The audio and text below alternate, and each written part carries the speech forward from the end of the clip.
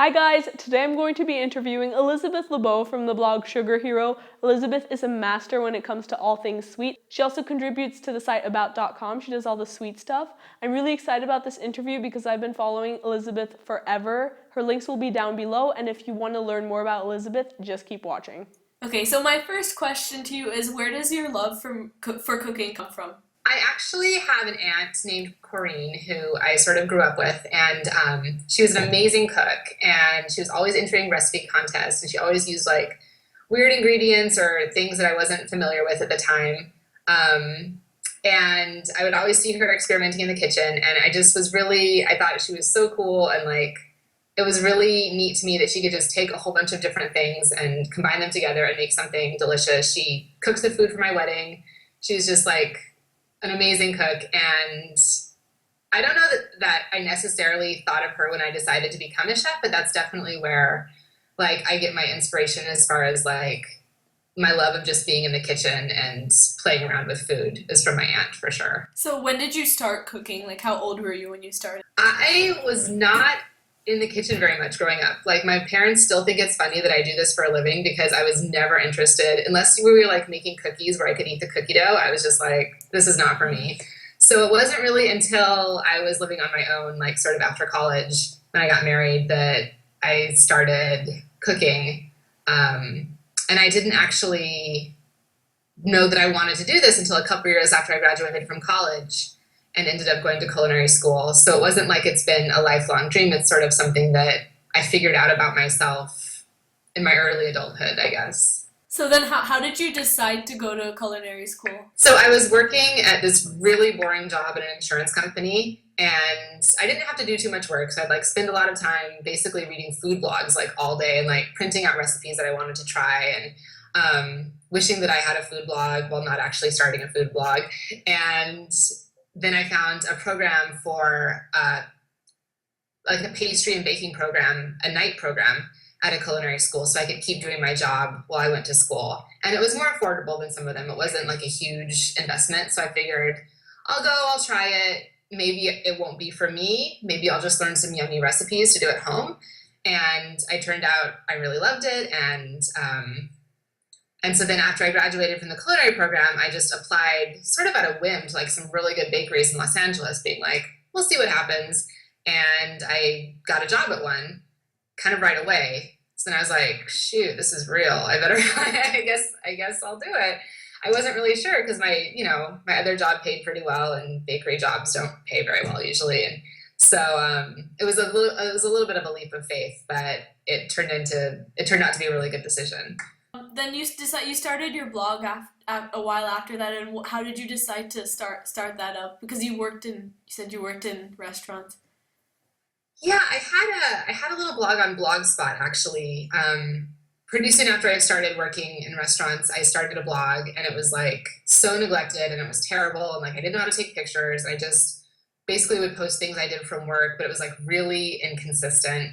And I had that for probably 4 or 5 years.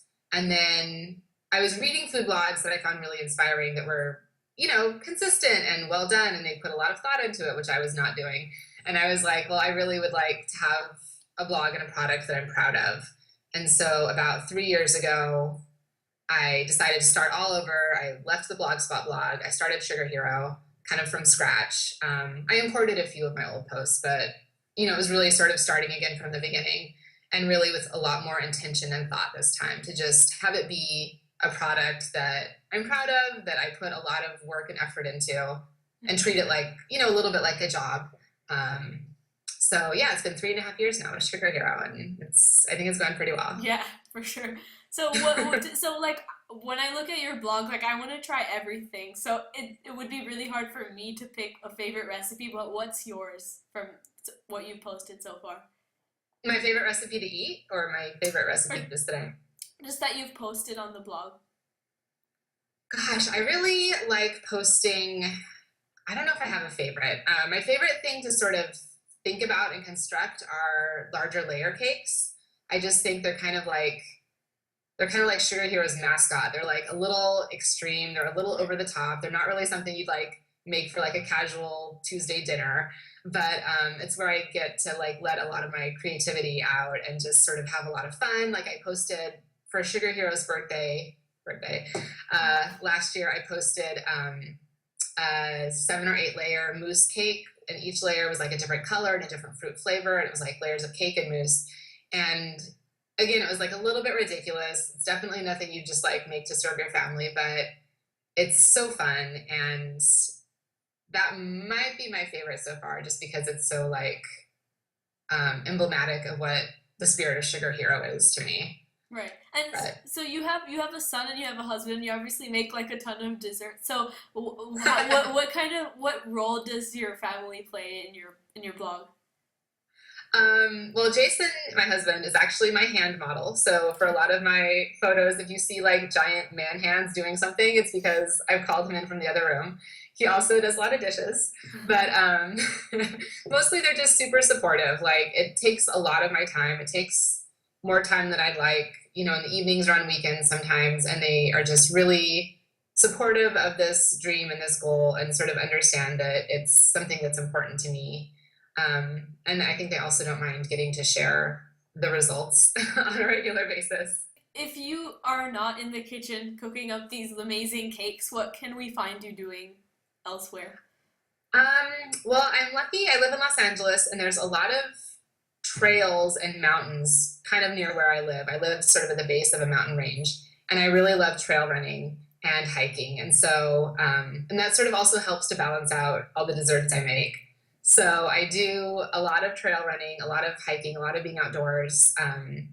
Sometimes I do races. I haven't recently, just because training for races is kind of a time commitment, but before my child, I did a lot of trail racing too. So yeah, just being outdoors, and people don't necessarily know this about LA, but there's a lot of really beautiful like greenery not too far outside the city. So just enjoying our nice weather too. And it's also like a good way to get away from the computer screen because I bet you spend a ton of time in front of like with Oh my blogging. gosh. Yes.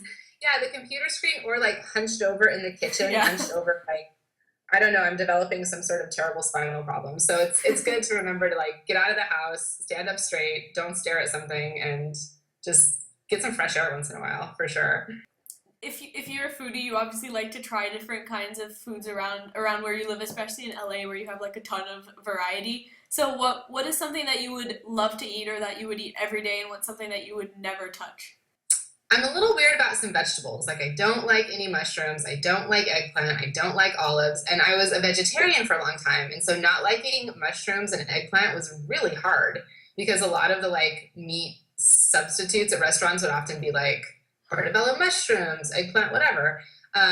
So I'm trying to be better about eating vegetables, but I'm a little bit iffy about them still. And I don't eat a lot of meat still. Like I don't eat beef or pork. So it's I guess I'm sounding like super high strung. I don't think I am. I just listed all the ones I don't eat first. But I really love Indian and Thai cuisine. Like I could eat either of those basically, maybe not for breakfast, but any other meal for like a year straight and never get tired of it. I love spicy food. I love really bold flavors, and both of those deliver. So, and we're lucky that we have a ton of Indian and Thai places really close by. I feel pretty lucky about that. So So yeah. you post mainly desserts on your blog. So do you think that you'll at some point transition to doing Thai or like just kind of like food? Yeah, I think about this sometimes because I know a lot of dessert bloggers who also do incorporate savory stuff, and I wonder, is that what people like? But I like cooking that for myself and I like eating it, but honestly, like I just really enjoy photographing and writing about dessert. And I think I could incorporate maybe like bread doughs or pizzas or things that sort of are in the baking realm still.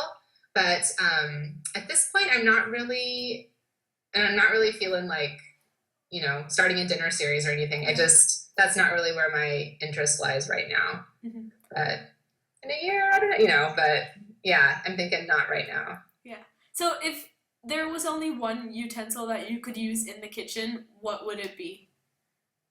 Are appliances considered utensils? I don't know what Could I? kind of appliances. Okay. Well, I want to say my KitchenAid mixer. I don't know if that Right, counts. yeah. I guess so. That could count. Yeah.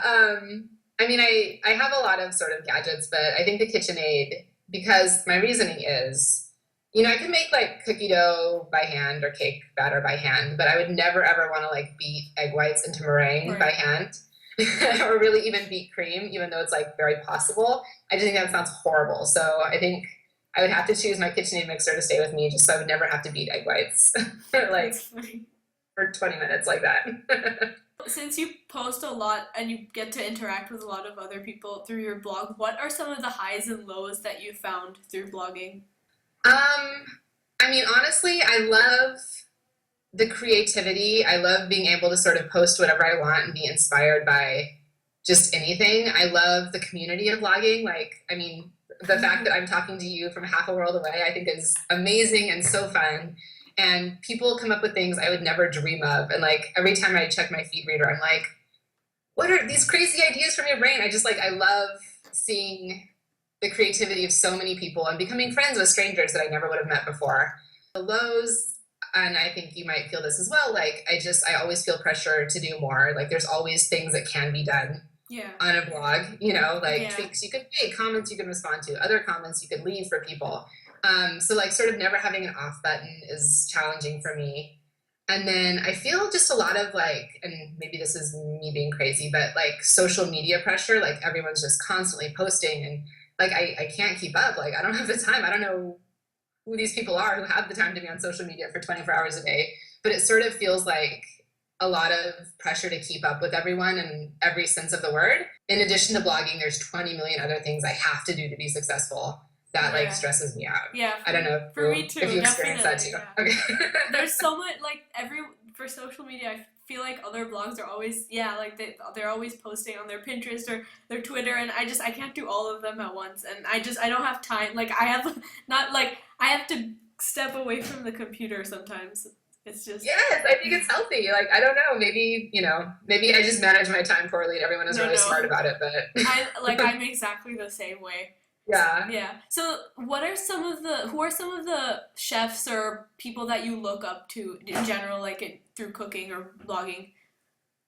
Well, I have to say, Heather from Sprinkle Bakes is like the blog I want to be when I grow up. Everything she does is so beautiful, so creative. Like I just admire her so much, and I think she's also done a great job of really staying true to herself and not posting content that like clickbaity content that might be like, what's trending now on Pinterest or whatever. She just like always sort of posts things that I think she's just really inspired by. And sometimes I might be tempted to say, well, what could get me clicks? And I don't want to ever like fall into that trap of like, what's a cheap way to like get attention? I want to post things that inspire me and that I'm really excited about. And I think Heather does a great job of just being like, hey, this is my awesome creative content, take it or leave it.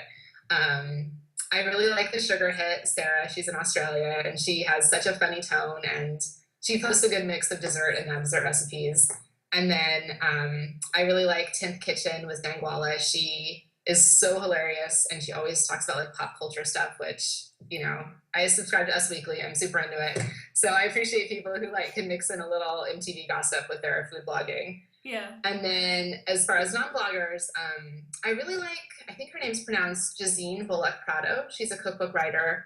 She wrote Sugar Baby and a whole bunch of other stuff. And she's just also really creative and has a really, really fun style where you just want to like read her book like a book, even though it's a cookbook. You just want to like read the recipes because she's so fun and personable and charming. So she's sort of my cookbook writing inspiration. And she's actually also Sandra Bullock's sister or half-sister. So there's your little celebrity trivia. That's really cool. So, Elizabeth, thank you so much for this interview today. Like, I enjoyed getting to know more about you, and your blog is amazing, so I can't wait to see what you have coming up. So Thank you so much. This was so fun.